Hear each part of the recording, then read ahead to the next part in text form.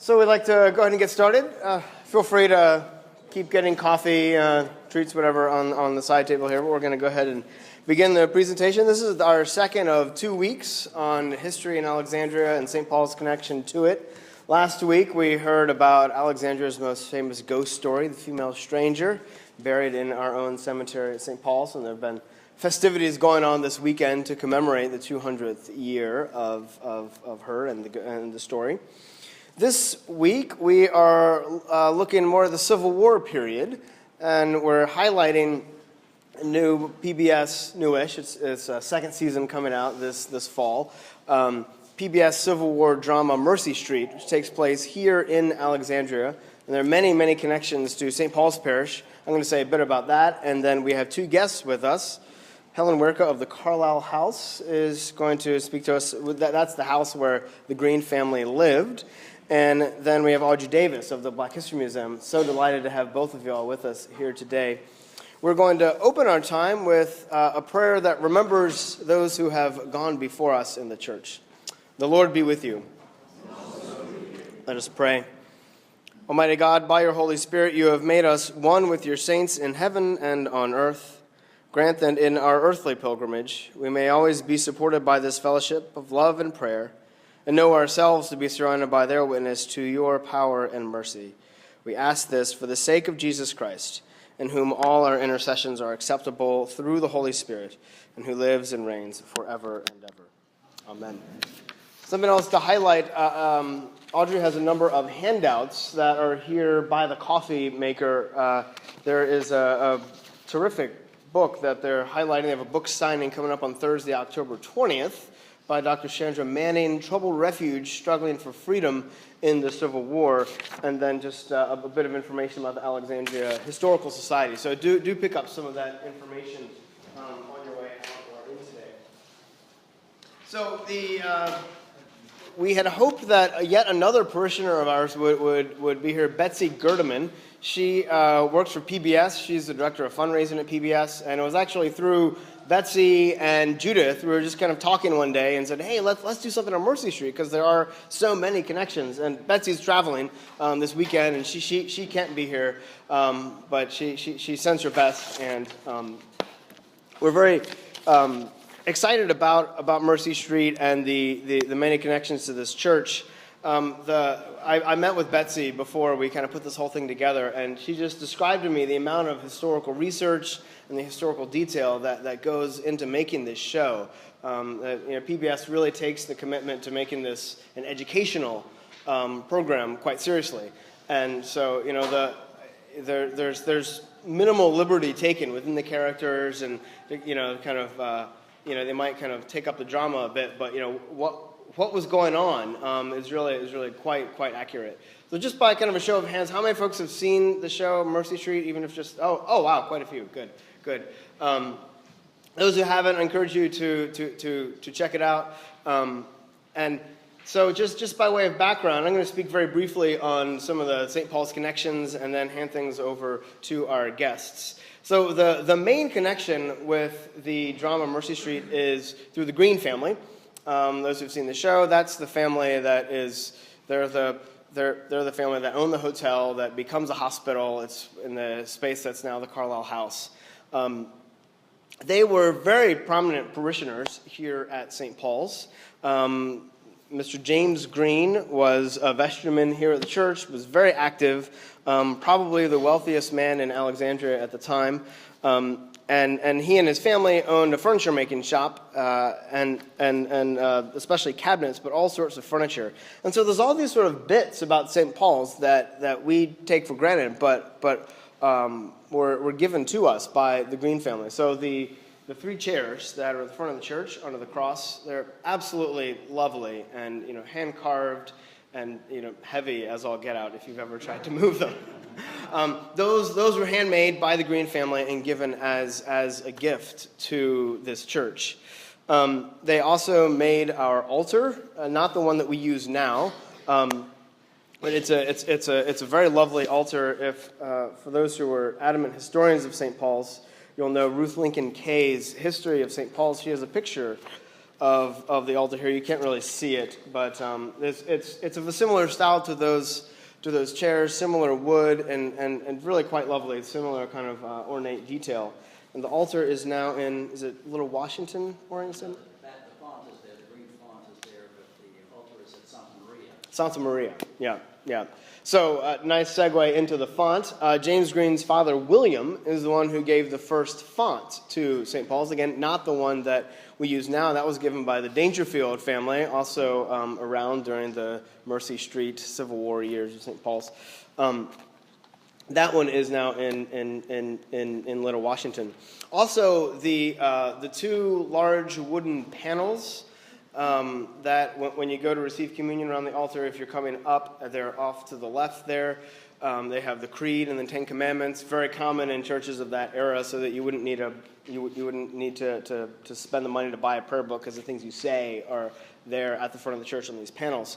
Those panels, it is believed, were made by James's father, William, again, who was the one who started the cabinet furniture making group. So the old site of St. Paul's on Fairfax Street, that was in fact bought from St. Paul's by the Green family, and they made it part of their furniture factory. Basically, it was where they kept. It was basically a lumber yard for them for some time, and perhaps the most famous story of the Greens was, you may know the story of when you could call him the interim rector of St. Paul's, Mr. Stewart, during the Civil War, was arrested by federal troops after Alexandria was occupied by the federal troops. He was arrested because he wouldn't pray for President Lincoln, and it was a rubric in the prayer book that the priest would pray for the president, and he wouldn't pray for the president. And apparently this was not a surprise to some of the soldiers. They were almost expecting it. So when he did that, the soldiers said, "You must pray for the president. You must pray for the president." And he wouldn't do it. He just continued on with the prayers. So they came and they arrested him, dragged him out of the church right then and there. And it went all the way to President Lincoln. And Lincoln was like, "Guys, we have bigger fish to fry. Let's just let the man go." But this is what Ruth Lincoln Kay says about this event. Mr. James Green, age 61 at this time, was the owner of the Green Furniture Factory. His son Stephen designed the ecclesiastical chairs we just spoke about, used in the chancel. Both James and Stephen Green were arrested on this occasion and taken to the old Capitol Prison in the District of Columbia, according to the family. This is the old building on A and First Streets, erected in 1817. And descendants of the Green family, she goes on to say, belong to St. Paul's today. So they were, Mr. Green, I believe, was in the vestry at the time and was one of the folks who came to the priest's aid and was himself arrested along with his son for coming to his defense. So also there's, when you look on the south side of the church at the windows, there is one window that's given to the memory of James and Jane, I believe, was his wife. So there are all sorts of connections just with the Green family, but there are others. The figure Tom Fairfax is the love interest of one of the Green's daughters. He is buried in our cemetery here at St. Paul's. The Green family themselves are not buried at St. Paul's. They're buried up at Ivy Hill. But these are just a few of the many connections. And so at this point, I'd love to hand things over to our guest speakers today, so we can hear a little bit more about the drama.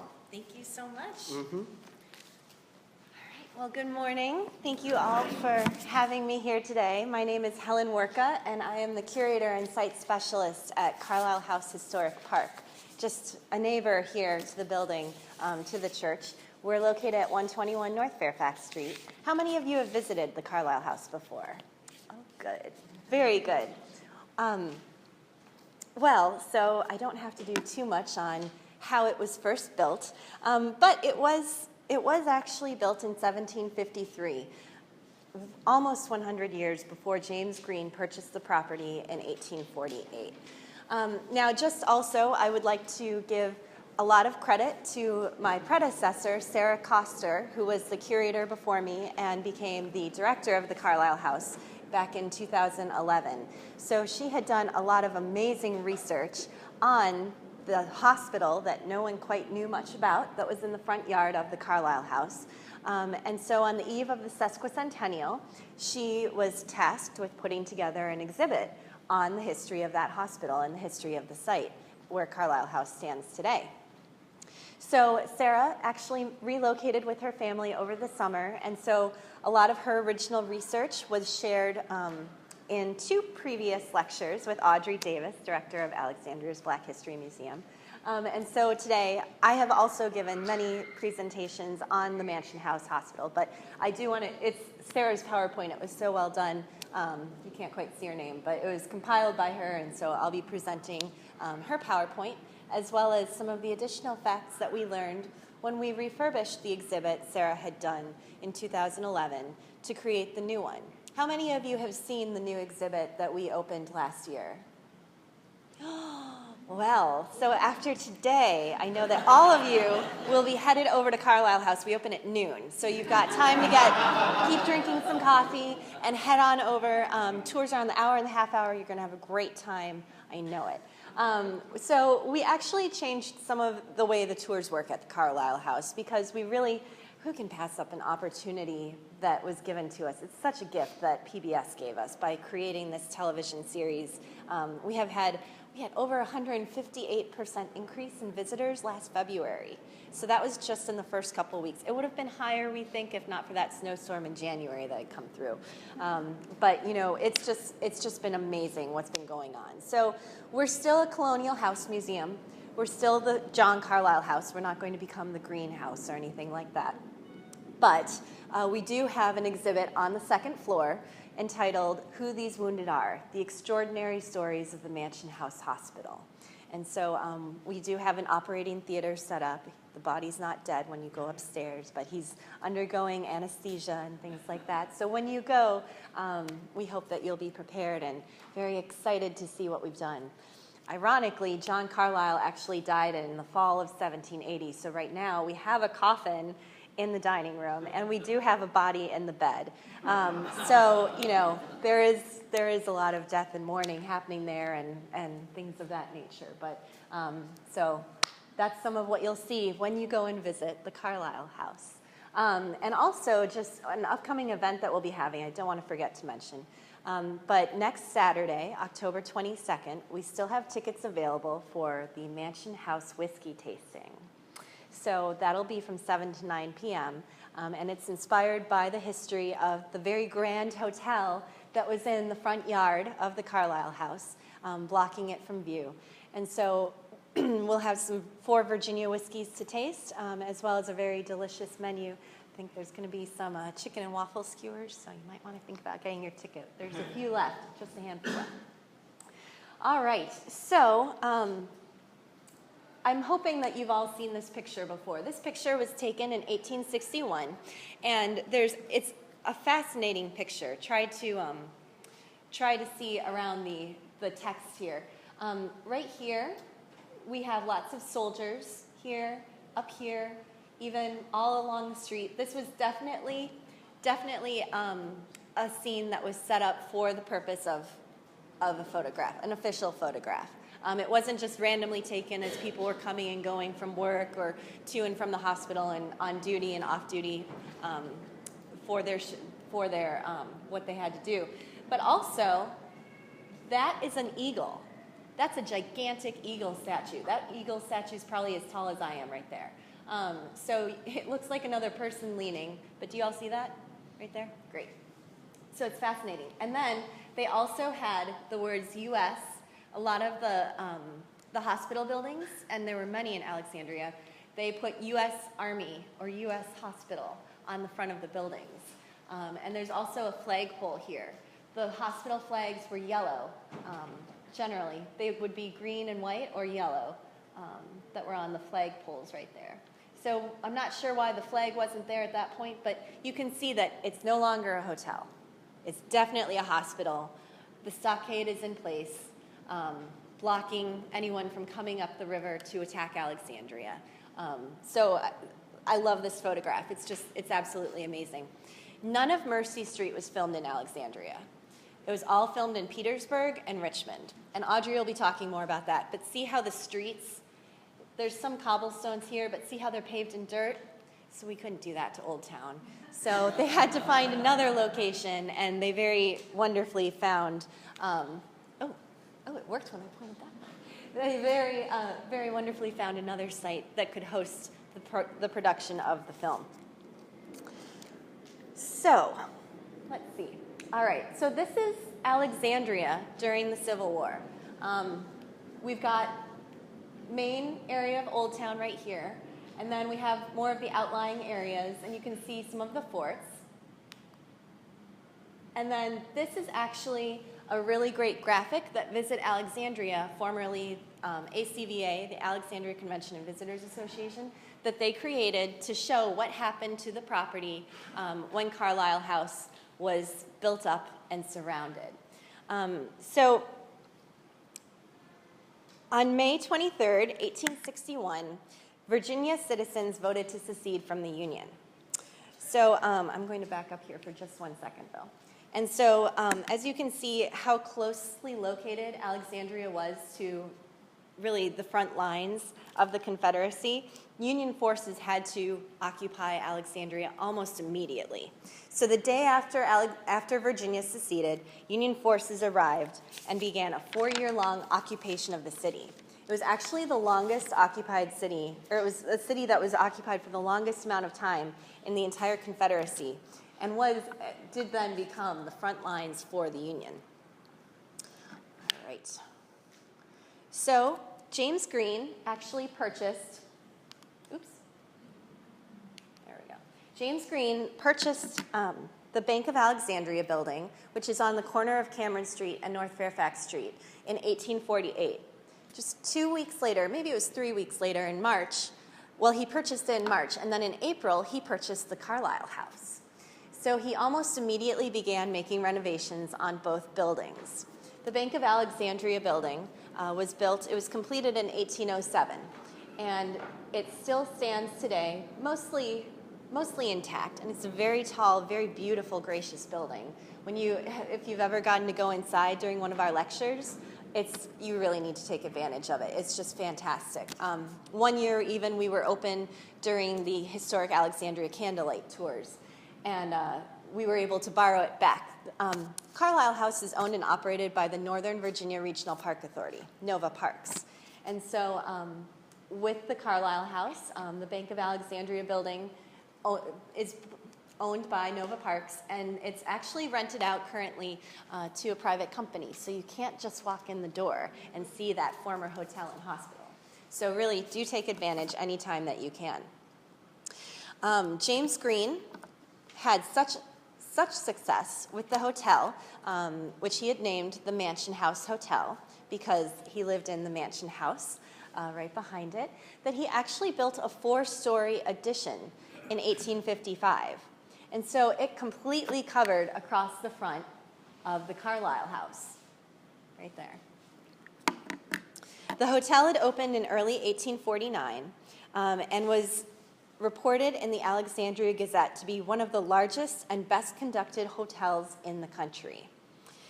It actually even had running water and a dumbwaiter inside. Now, the U.S. Army, they could not pass up this opportunity. They passed up other opportunities. For example, Gadsby's Tavern Museum, it was known as the City Hotel back then, and they were not selected as a hospital. But they were kept open as a hotel because it was very important as well to have hotels still open and operating during the war. But in November of 1861, James Green received a letter from the government telling him that he had 3 days to vacate the premises. It was a 700-bed hotel, and so, again, the Army just could not pass up the opportunity of having such a great space to take care of their wounded. Even with the help of workers from Green's furniture factory, it took them over a week to remove everything. The family was able to move into another house that they had, actually on Prince Street. It was a duplex house, and they even had another house on Payne Street. They owned a lot of land. It turned out even that James Green, he owned most of Brooklyn, actually. around this time. Like, he was quite a real estate mogul. It's very fascinating if you delve into his history a little bit more. So Green and brother, the brother part was because James Green had 9 children. In the television show, they have 3. But he actually had 9 children. He had 3 sons and 6 daughters. Now, I like to call, well, we'll get into that in a minute here. So the sons were the and brother part. James Green actually had a lot in common with John Carlyle. They both had come from England and moved to America, and they both had many children, and they were both married twice. And they were both very entrepreneurial, very wealthy men, lived in the same area. It's quite a story that I don't have time to go more into today, but hopefully you'll be able to read more about that and visit our exhibit soon. All right, so here you can see the films or the TV show set on the left, and then the actual building once again on the right. We have a quote from one of the nurses. She wrote, "There seemed to be much confusion about the Mansion House, which before the war was a famous hotel, and every part of it was crowded. The sight of the wounded continuously carried through on stretchers or let in as they arrived from the boats that lay at the foot of the street on which the hospital stood seemed more than I could bear." And she'd written that when she first arrived. I believe it was shortly after the first Battle of Bull Run. So we also have from Mary Finney von Olnhausen, named Mary Finney, just in the show, the Baroness, which is a very fun term for her. She writes about where her room was located in the hospital. She didn't have anywhere to sleep for a long time, but she does write about it and says that just at the corner of our hospital and just under my window, a gun pit is dug and a battery of 4 guns planted.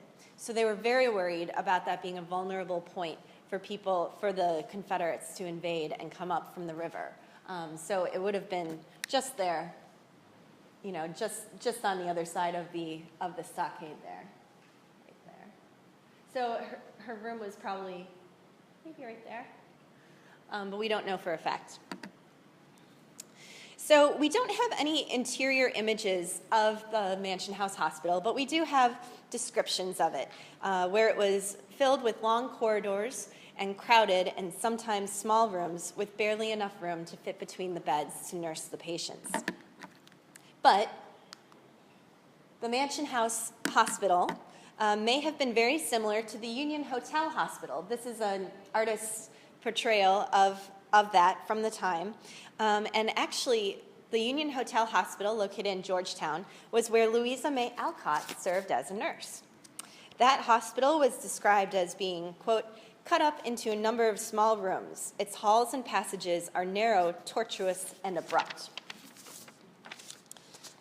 Many parts of the Mansion House Hospital were very grand.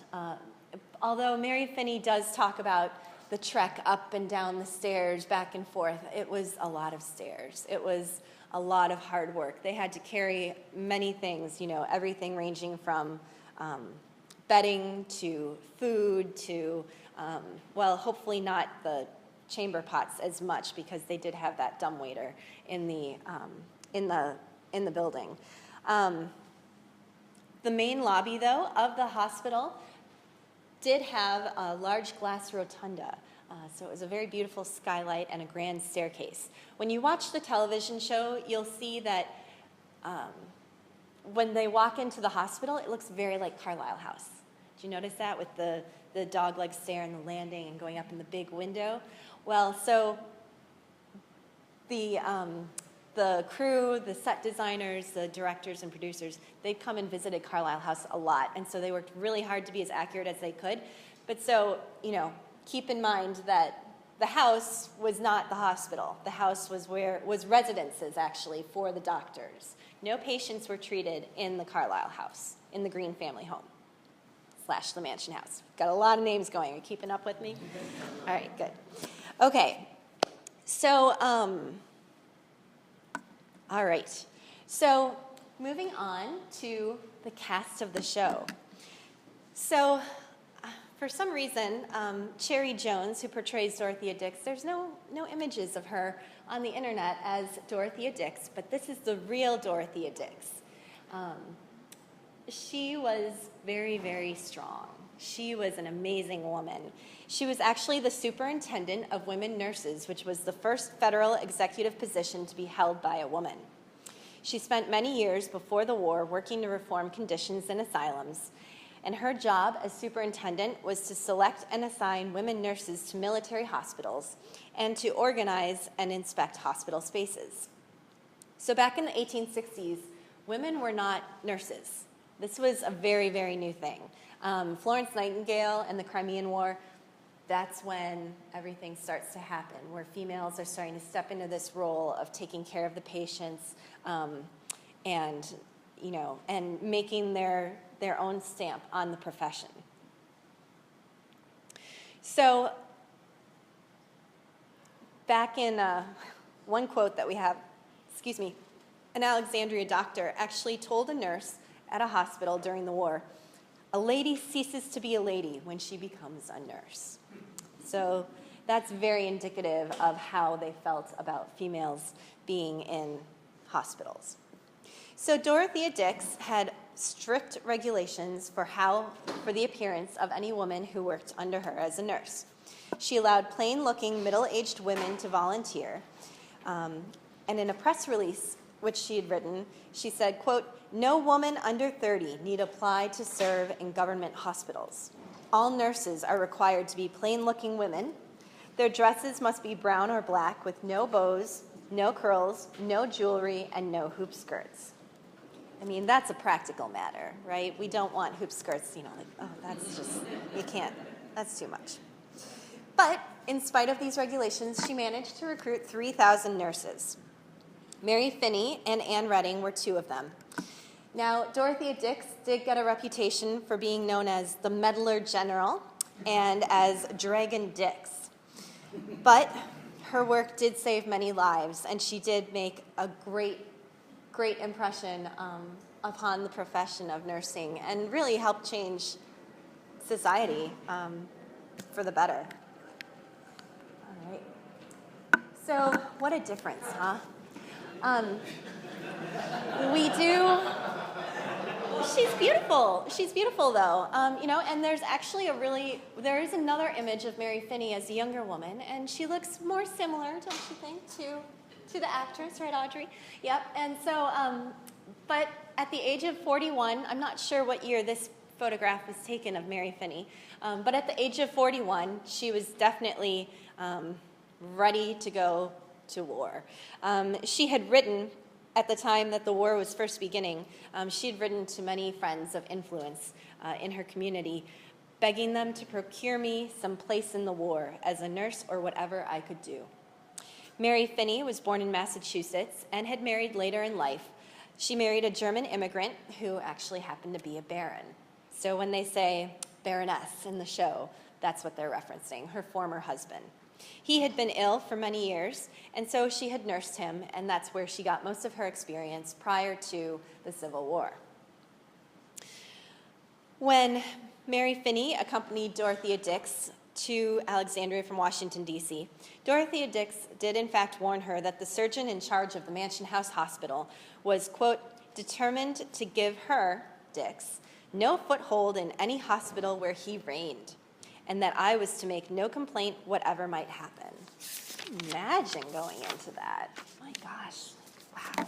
What a challenge. I mean, you want to help people, and you know that going into it, you're going to be stonewalled at every turn. That's just, Mary Finney was a very strong woman. When she first arrived, she had nowhere to sleep, and she ended up finding straw to sleep on the floor next to her patients. She was very persistent, though, and adjusting as best she could to what was her surroundings. She started being called Miss Mary. The soldiers in her ward really looked forward to seeing her every day. She cooked for them, stayed by their sides, and even, as she quoted, or as she wrote in her diary, made eyes at the Iceman to get more meat for the hospital. As you saw in the television show, there were some difficult people as well as the doctors that she had to work with. The hospital steward was quite vilified, villainized. Well, they made him into quite the villain on the television show. And there are definite accounts where he was, in fact, very cruel with the patients and withholding food. And so she actually was fighting with him a good bit. She had written to her own friends back in Massachusetts to have food sent and supplies sent to help with the care of the soldiers, and even had to argue in order to get the opportunity to distribute the apples sent from her friends to the soldiers. I mean, goodness, it's just awful. So there were light-hearted moments as well, intermingled with all of the difficulty of the war and being a nurse at the Mansion House. And in fact, her letters and diary include accounts of sightseeing in Washington, D.C., and of visiting Mount Vernon with another nurse. They were accompanied by several patients with 7 pairs of crutches, all in the rowboat. And she found the famous home unfurnished and awe-inspiring. She very much enjoyed what's now the new room, and its very impressive farm-themed plasterwork. Back in Washington, D.C., she had actually visited the Smithsonian and the Capitol. It's kind of neat, right? Like, they were doing just what we did. All right, so by 1863, Mary had become ill, however. Many nurses became ill. Louisa May Alcott, in fact, never recovered from the illness that she was struck with when she was nursing at the Union Hotel Hospital. And so after she recovered from it, one of the doctors at the Mansion House actually requested she join him in North Carolina. I'll be talking more about Dr. Belangi in just a few minutes. But in 1870, after the war, Mary Finney went on to become a nurse in the Franco-Prussian War, and she actually lived until 1902. She's quite an impressive woman, as we see in the show, but also the real-life story is even better, I think, than what they did. They did a great job. I'm not slighting them. The history is just amazing, though. I'm a historian. What can I say? All right. So next up is Nurse Ann Redding, who on the show is called Ann Hastings. We're not exactly sure why they changed her last name, but possibly some of the descendants maybe said, we'd rather you not use the full name of our ancestor. Ann Redding was born in London and was a trained nurse, actually having worked alongside Florence Nightingale. When Dorothea Dix placed Ann Redding at the Mansion House Hospital, Ann Redding said that she did not mind these horrid doctors. She was 36 years old in 1862. At the time, the chief surgeon of the hospital, Dr. Summers, would not allow Ann Redding to work in the hospital until he learned that she served in the Crimean War. He later wrote that Redding was, quote, the best nurse I ever met with. And he actually, as you see in the show, he actually had her teach the doctors the English method for dressing wounds. Eventually, Ann Redding married a Union soldier named Andrew Furry on October 30, 1862. Now, this was very forbidden. She should not have done this if she wanted to keep her job. But love overcame, and so she actually wrote in her diary that someone has made it their business to inform Miss Dix that I am married, and that lady appears to be greatly offended. I do not think I should be comfortable here any longer. Well, they lost a good nurse, but she had made quite an impression in her time here at the Mansion House Hospital. Now, you may have noticed that there's a little bit of clash between Anne and Mary in the show. That actually was true. They were roommates at one point, and Ann Redding's sister actually showed up and was also a nurse at the hospital. And there is an account of them coming home drunk one night. So it was kind of funny. All right, so again, we have quite the difference between the real-life Emma Green and Emma Green, the actress. I'm going to say it's makeup. I think she would totally look like that if she'd had the makeup and hairstylist that Hannah James does. So Emma Green was actually 18 years old at the beginning of the war, and she had already met Frank Stringfellow. They had known each other for many years, as they were already related by marriage. Her sister and his brother had married, and I think another sister and brother got married too. So there were 3 marriages between the Stringfellows and the Greens. Frank Stringfellow wrote quite the set of memoirs, and in that book, he wrote about how Emma was in Alexandria, but in her brother's diary, she was reported as being in Culpeper the first year of the war. And she was actually never a nurse at Mansion House Hospital. She did have 3 older brothers and 3 older sisters. I think 4 older sisters? Well, there were 9 children, and I like to call her younger sister Alice, this is what I was going to say before, I like to call her the ghost child because she actually died in 1860 of an illness at the age of 15. So the blonde daughter in the show, she's very adventurous and very exciting. But on the family tree, we have her listed as deceased in 1860. Emma and her family, as we heard, did attend St. Paul's Episcopal Church, and later her husband Frank would become an Episcopal minister. And they married in 1867 after he returned from Canada. What a handsome bunch of doctors, huh? Now, many of these portraits were taken in Alexandria, and you can see, oh, this one doesn't have it actually, but they all went to the same portrait studio. Many of the cartes de visite, CDVs that we have, are from the same portrait studio on King Street. Dr. French, he's my favorite. He's the handsomest, I think. So we actually were very lucky that there's a man named Chris Ford who's a collector of nursing items from the Civil War, and he loaned us the majority of the items that we have on display right now. If you're a Civil War buff or a nursing buff, you should definitely read some of the articles that he's written in the Civil War journals. So Dr. Summers was actually the one who was in charge of the Mansion House Hospital. We don't have a picture of him, unfortunately, but he was in charge of the Mansion House Hospital in early years. At first, he was resistant to female nurses, as we heard, but he was very impressed again with Anne Redding's skill. He actually was part of the reason that Mary and Anne were fighting a little bit, because at one point he replaced Mary with Anne. They swapped wards, and so ward rooms, W-A-R-D. And so, so that may have not gone over so well. Again, Dorothea Dix had said to Anne and Mary, or to Mary, "You may encounter difficulties.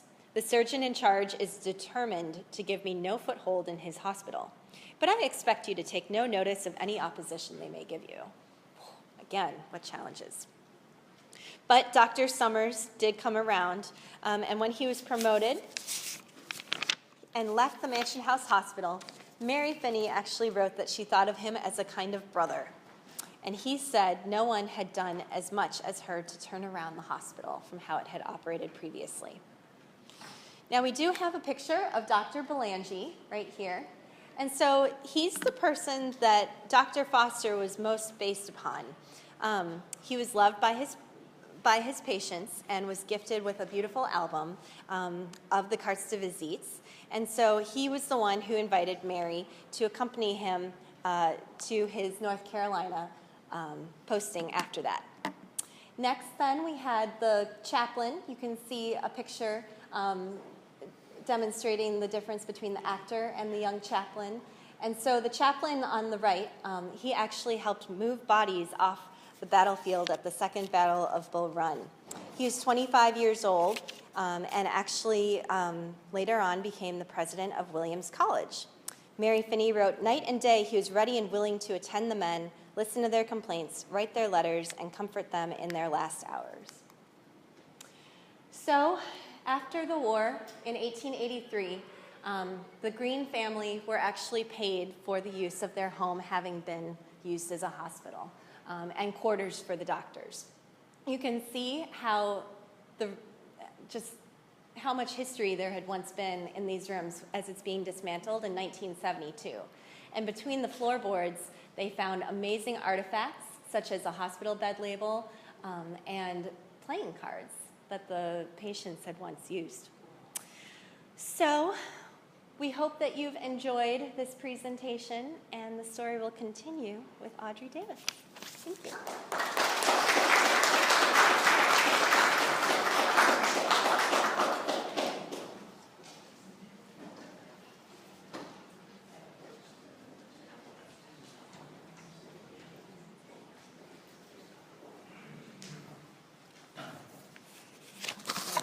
Thank you. Good morning, everyone. It's been a real pleasure to be working as part of the team with Mercy Street and to also be able to interpret our contraband history here in Alexandria. So what I'm going to do is give you a quick snippet of the contraband history here relating to our Freedmen Cemetery. I know some of you may have heard part of this lecture before with the Alexandria Historical Society, so I apologize for any repeats, but I think it's interesting to stress this part of the story because in season 2, there will be more emphasis on the contraband story in Alexandria. So I'll start with my first slide. You said, Ross, point to the computer. Oh, I'm going to skip to this slide. Our story really starts, if people don't know the term contraband, do people understand the term? Or some do, some don't. It really starts with this gentleman here, General Benjamin Franklin Butler, who was sent to Fort Monroe in May of 1861. And one night, something very momentous happened to him. There were 3 slaves, and their master had leased their services, or leased their work, out to the Confederacy. They were working for the Confederacy, and they heard the rumor that they were then going to be moved from the Hampton Roads area, probably to North Carolina, maybe South Carolina, to continue working for the Confederacy. They had families in Hampton Roads. They didn't want to leave, so the 3 men, Baker, Townsend, and Mallory, took a risk and got in a rowboat and rowed over to Fort Monroe. Now, Butler had only been there one day before they rowed over, so he was met with these 3 men, these 3 slaves, who were seeking asylum. Now, according to the laws of the Fugitive Slave Act of 1850, he should have sent these men back to their masters. But Butler was a lawyer, and he thought about it, and he thought, well, if I send them back, their labor is only going to be used against the Union cause, so why not keep these men, use their labor for the Union, instead of sending them back? So when the agent for the owner of these men came to see him, he said, no, I'm not sending them back. And they said, you must. We have the fugitive slave law. And he said, no, you are saying you are now not a part of this country. And if you are now not part of this country, then I am going to keep your men as contraband of war. And I may use their labor and use their work for our cause. So any of the escaped slaves or any of the slaves who heard this story and were thinking about escaping, and we call this a mass movement of self-emancipation. These were men and women who were not waiting to be rescued. They learned that if they could get to any kind of Union stronghold, they would have a chance at freedom. They could earn a wage, they could work for the Union, and they had a chance at living free. And if the Union won the war, they would be free. So you see, and it's said in articles that you read about what happened, that after the 3 men came, that first week, they had about 50 who came just by word of mouth. By the end of the month, they said there were close to 500 men, women, and children at Fort Monroe, and more were arriving daily. So, and one of the interesting things about this is that we see that letters that are going home from white soldiers in the North who never really had a huge amount of interaction with a lot of African Americans are seeing that some of the myths that they've been told are being dispelled. They're seeing that no, slaves aren't afraid to be free. They don't want to stay enslaved. They want education, they want knowledge, they want the ability to have control over their own bodies. And you're seeing that they're watching their work ethic, and these letters are going home saying these older men and women in their 80s and 90s are working from dawn to dusk. Many of them know they're not going to live long in freedom, but they want to make it better for the others. And so many scholars are now reevaluating Butler's decision and thinking that it really was one of the major momentous decisions that probably hastened the end of the war. This is a picture that I love, and it's an Alexandria photo. I don't know if many of you are familiar with it, called Slaves at Fallujah. Does anyone know where the area was? I know a few of you do.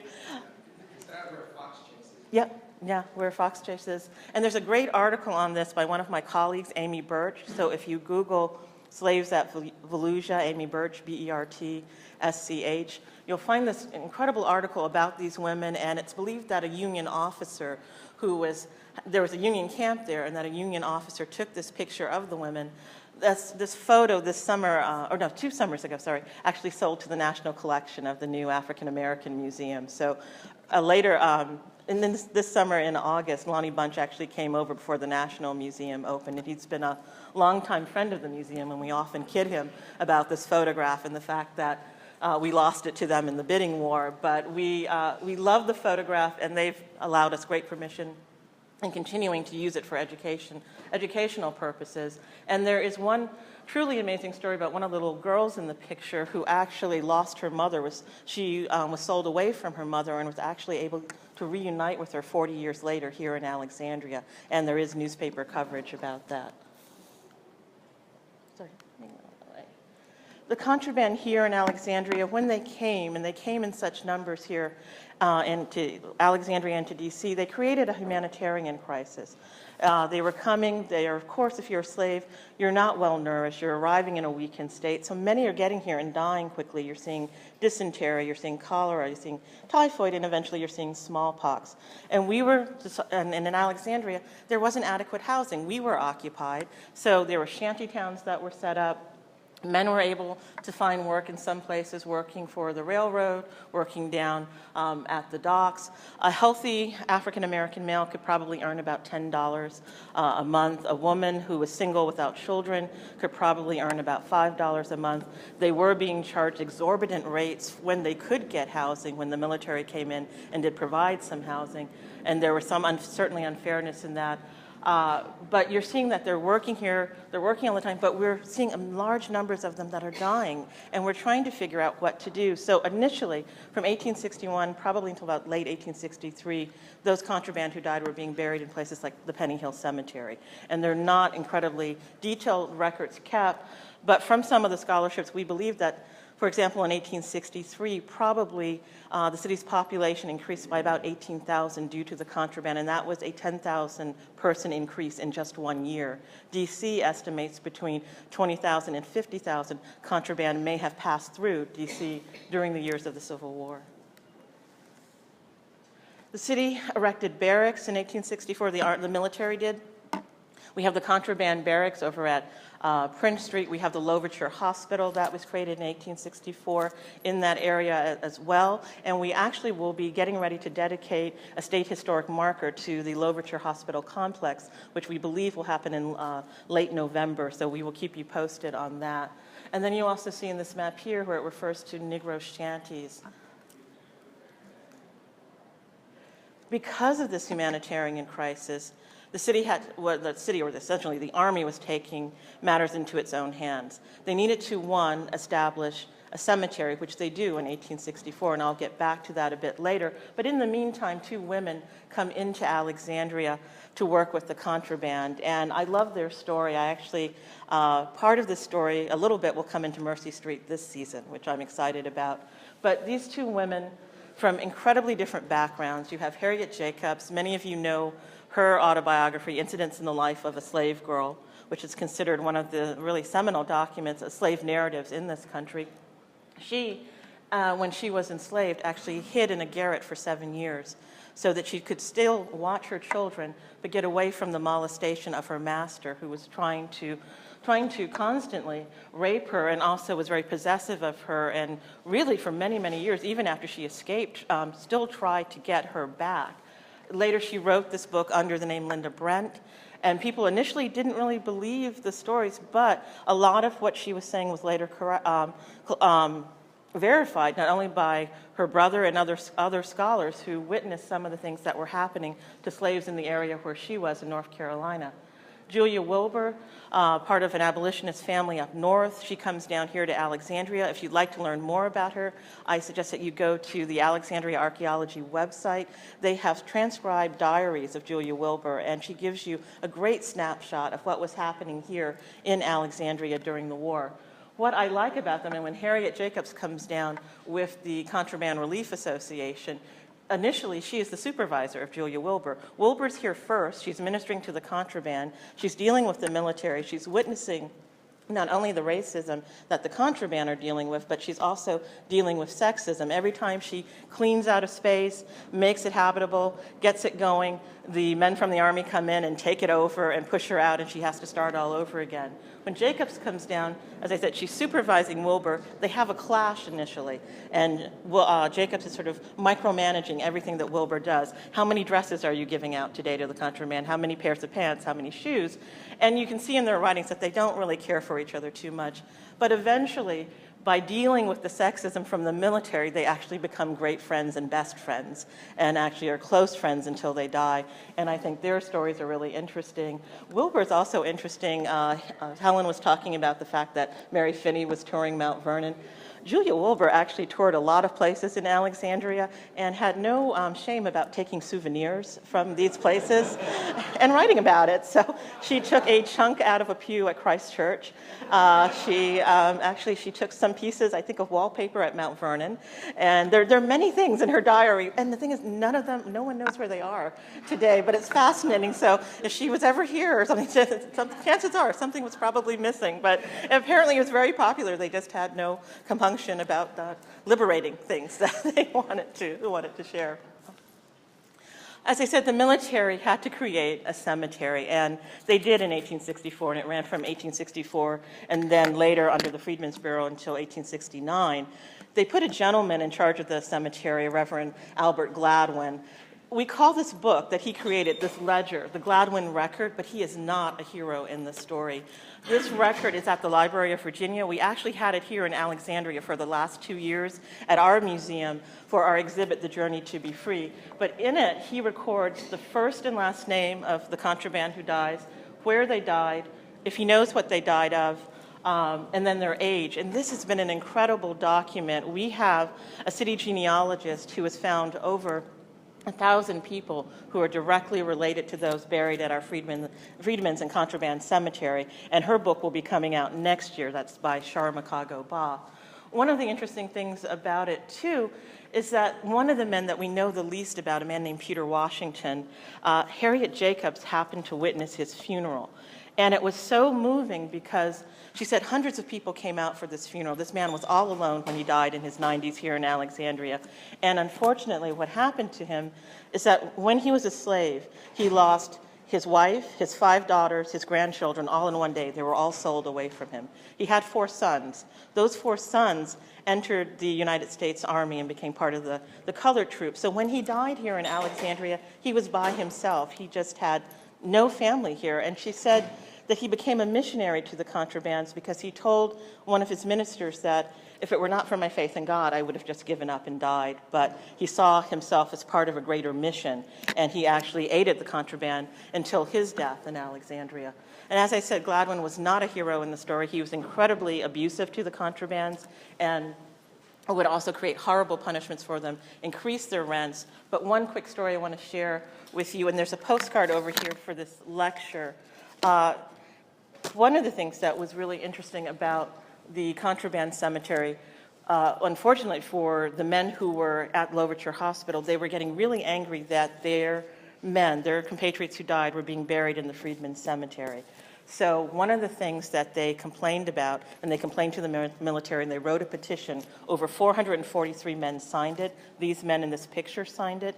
It was sent to the military. We consider it literally a Black Lives Matters moment, 150 years before that term was coined. And it's a beautifully written petition saying, we have cheerfully left our homes to serve on the battlefield of war, and we want to essentially be accorded military burial. So they were. The military accepted their petition, and eventually the men were reinterred. We think in this picture that these men were part of the honor guard that would take the bodies into the cemetery. And if you come to the lecture on October 26th at the Lyceum, Charles Joyce will be talking about what happened to each one of these men after the war. The person who took this photograph does the thing that every museum professional tells you to do when you take a photograph. Put the first and last name of everybody in the photograph in the order that they're standing. And the person who did this in the 19th century has now allowed us to find out very much what happened to them after the war. And I know I only have a few quick minutes, so I want to share with you just a couple of really quick things. I'll skip through this. Many people ask at our Freedmen's Cemetery site, the memorial that opened in 2014, how many burials were found during archaeology. And Fran Bromberg and I were out at the cemetery yesterday giving a tour. As of this date, there are over 600 burials that have been uncovered through archaeology. And you can see the grave shafts here that are there. The opening. I have to get dressed, but go ahead and finish up. And if anyone wants to, have some extra questions at the time, I've got to scoot and get ready. But I just want to say thank you so much. Oh, no, thank you very much. And I'll just give you two more quick things. One of the reasons that this story is so close to me is that my great-great-grandfather, William Roscoe Davis, was one of those first contraband at Fort Monroe. He knew the three men who were there. He lived on the street. He lived on the same street after the war with, I believe, two of them. If you go to the Library of Virginia, in their main reading room, there's a quote from him that says, "We want to get wisdom, that is all we need. Let us get that, and we are made for time and eternity." He traveled with Henry Ward Beecher around the country, recreating slave sales to raise money for the abolitionist movement. And to me, it's really my personal life and my career dealing with the contrabands have sort of paralleled in the fact that the contraband book from Gladwin, his ledgers in the Library of Virginia, and my grandfather's quote there means a great deal to me. Many people have asked me about the show, just being a historical advisor, to give you the main characters for the show, and the Mercy Street will premiere. We have a new time, 8 p.m. instead of 10 p.m., so much earlier. Mercy Street was the second highest rated show after Downton Abbey. We were just at a PBS board meeting, and we saw the first episode. The characters that you remember from last season, Aurelia Johnson, Belinda Gibson, played by L. Scott Caldwell, who spent a lot of time here in Alexandria and at Carlisle House, and is really a wonderful woman and great fun to work with. Samuel Diggs, played by McKinley Belcher, and our new character, Charlotte Jenkins, who will be our Harriet Jacobs character, she arrives this season on Mercy Street. I wanted to mention Sarah Koster, who was a creative inspiration. This was a picture of us on set with Lisa Wolfinger, and that is Sarah took that picture of me by the historical advisor chair, which all of the historical advisors share. There are about 7 of us, so whoever is there, we're all there at different times. Just to give you some fun behind-the-scenes stuff, we had a lot of animals on set, and we were at Tuckahoe Plantation, and those were goats, and we had a goat wrangler, and the goats kept getting away, and we're all wearing headsets, so you hear one of the directors going, "Lisa, my God, you have just got to get new goats." I mean, they're phoning it in. They're just phoning in this performance. We can't take it. And you hear Lisa going back, "Yeah, I'll call their agent tomorrow, but you have to remember they're just kids." So it's just, so you get stuff like that. You're on the set for long hours. Sometimes you get a little bored. The stuffed pig that was going to be used in the finale ended up being something when it got so long that day. People kept moving it around and carrying it and dressing it up. So you're actually told never to touch the props. But this time it was a really long shoot. I mean, my part on set ended at 2 a.m. and they were going another 4 hours when I left. So very, very long days. And this is a little sneak preview of the banquet scene at the finale for the season. Some parts of the set that are in Petersburg. So much is done in Petersburg. And I do want to put in a plug for Petersburg. If you get a chance, do visit. They are having a great deal of trouble. It's been in the news recently. They've changed city managers. They are now in the process of closing all of the Petersburg museums. And so Petersburg really wants to promote the show, but at the PBS meeting, representatives were there, and they're very afraid that they may not be able to for much more. This is just most of the time for what the historical advisor does, you're sitting in a tent, you're watching what's on the screen, you're wearing a headset, and anything that is not correct, then you're supposed to signal and let people know.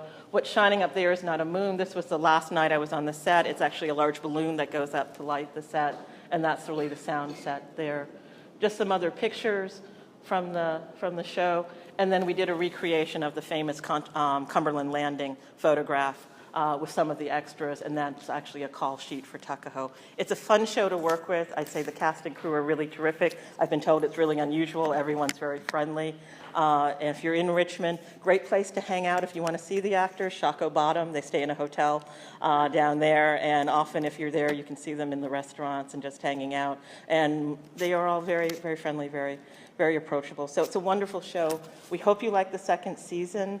I think to me, seeing that first episode of the second season moves at a lot faster pace, and I think there'll be some very interesting aspects to it. Definitely a lot more of the contraband. So thank you, and please come to the Black History Museum. And Chandra Manning, and that's what I did want to mention, the true expert on the contraband stories. She was here at Georgetown University. She's spoken here at our museum before. She's now at Harvard University. She will be here Thursday night at the museum.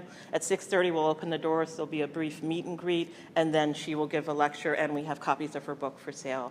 And then the lecture that we have with Charles Joyce on the USCT, and our friend and my boss, Lance Malamo, will be giving a lecture on Civil War embalming at Ivy Hill Cemetery on November 1st, and it will be held in the historic crypt at Ivy Hill Cemetery. So it's limited to 30 people. So if you are interested, please sign up on the Alexandria Historical Society website. So thank you.